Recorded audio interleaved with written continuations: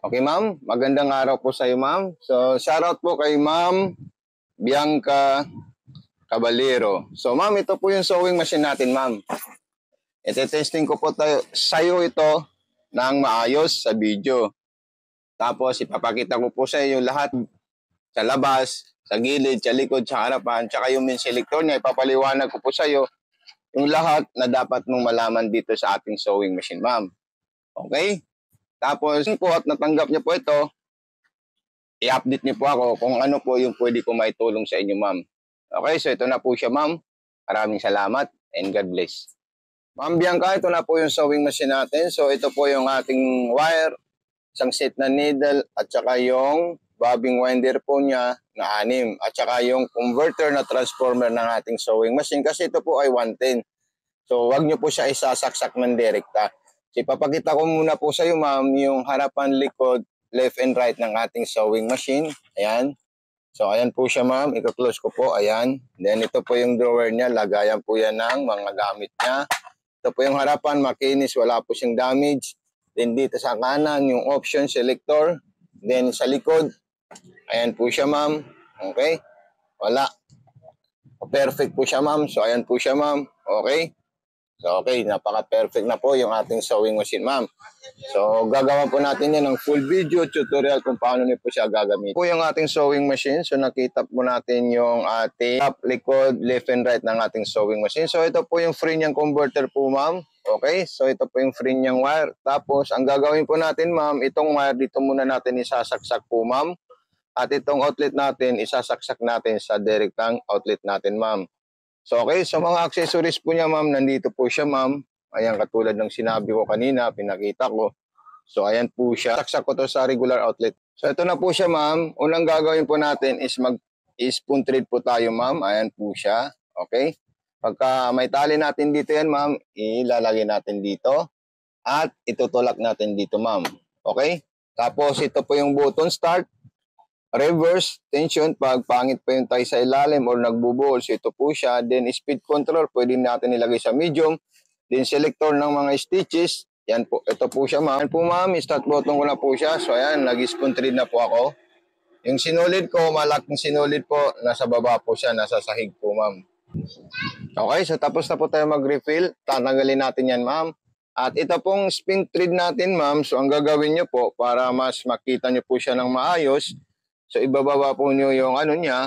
Ayan. Okay? I-open nyo lang po ito, ma'am. Pag na-open nyo po siya, ilalagay nyo po ito. So, ito po is vice versa na po siya, ma'am. Ayan.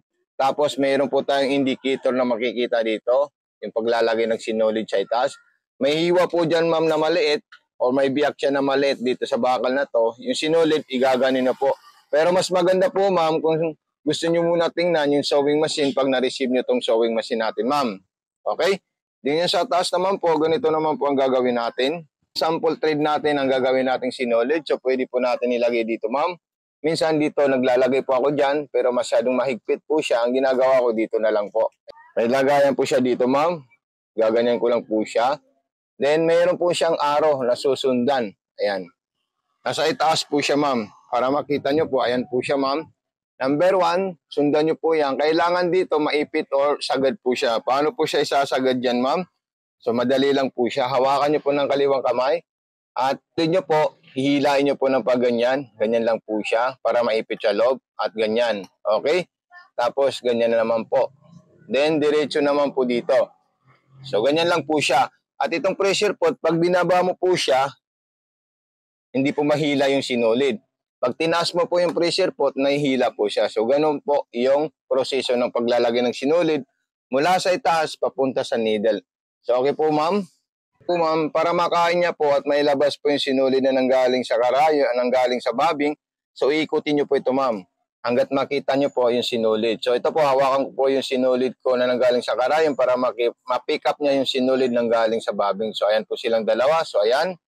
Okay? Ang ikot naman po ito nandito, puro pa ganito po siya. Huwag po kayo ikot na papunta doon, ma'am. Bawal po yun. Ganito po siya ang dapat na ikot. Ayan. So, ayan po silang dalawa. Then, magsama yung dalawang sinulid. So, ilalagay po natin yan sa likod.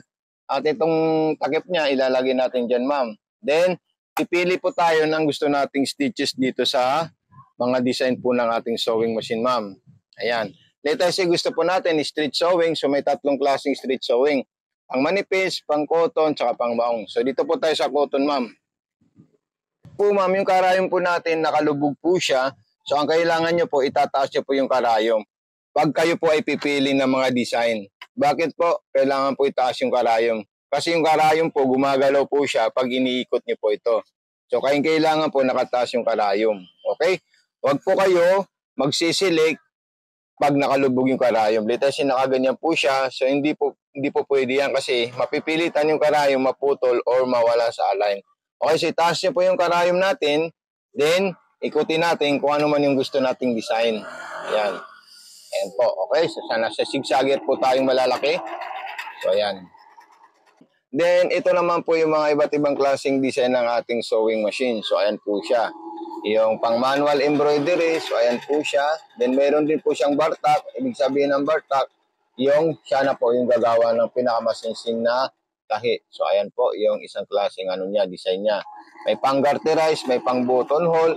Lahat po yan nagpapangsyon, ma'am. Kaya kung kayo po ay may katanungan about sa sewing machine, huwag po kayo mag-alala, mag-PM sa akin. About naman po sa warranty, ma'am, obligasyon po natin or obligasyon nyo po ipadala sa amin itong sewing machine pag nagkaroon po ng cost. Pero mas maganda po pag nagkaroon ng cost, ako po ay i-PM nyo sa aking page para malaman ko kung ano po yung nangyari sa inyong sewing machine at gawin para may turo ko po sa inyo yung dapat nyo gawin dito sa sewing machine po, ma'am. Okay? So, ayan. Susubukan po natin yan lahat, ma'am, para po wala na po kayong... Okay, lahat po yan gumagana siya, ma'am. At lahat po siya nagpapangsyon. So, ito, kukunin ko na po siya at ipapakita po natin sa inyo yung stitches ng ginawa ng ating sewing machine. Okay po, ma'am? So, ayan po siya. So, ito po, ma'am, lahat yung ginawa ng ating sewing machine. So, maraming salamat sa iyo. God bless and more power po.